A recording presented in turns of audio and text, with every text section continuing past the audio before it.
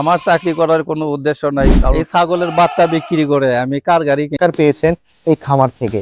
তো চলুন আজকেই শুনবো এই আরিফুল সরকারের তার জীবন কাহিনী এবং কিভাবে তিনি উদ্যোগ নিলেন এই একটি বাড়ি একটি খামারের পরিকল্পনা। বেকার অবস্থায় শখ করে একটা ছাগল কিনেছিলেন আরিফুল সরকার। তখন তিনি নিজেও ভাবেননি এই ছোট্ট শখে একদিন তার জীবনের ভাগ্য বদলে দেবে। চাকরি করার আগ্রহ ছিল না জন্য সরকারের আরো সহযোগিতা ও উৎসাহ পেলে কৃষি খাতে বড় পরিবর্তন আসবে। একটি ছোট্ট ছাগল দিয়ে শুরু হওয়া এই যাত্রা আজ লাখো বেকার যুবকের জন্য হতে পারে এক অনুপ্রেরণার গল্প।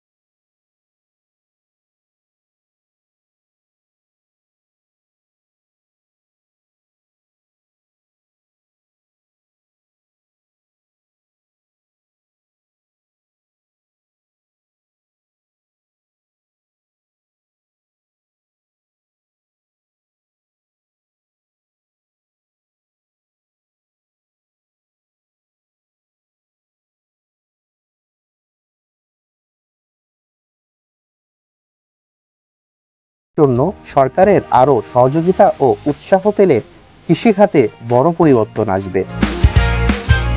একটি ছোট্ট ছাগল দিয়ে শুরু হওয়া এই যাত্রা আজ লাখো বেকার যুবকের জন্য হতে পারে এক অনুপ্রেরণার গল্প।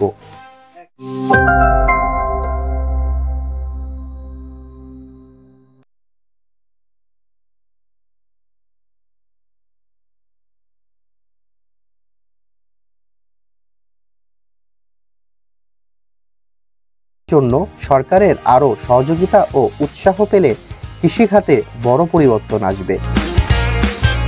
একটি ছোট্ট ছাগল দিয়ে শুরু হওয়া এই যাত্রা আজ লাখো বেকার যুবকের জন্য হতে পারে এক অনুপ্রেরণার গল্প।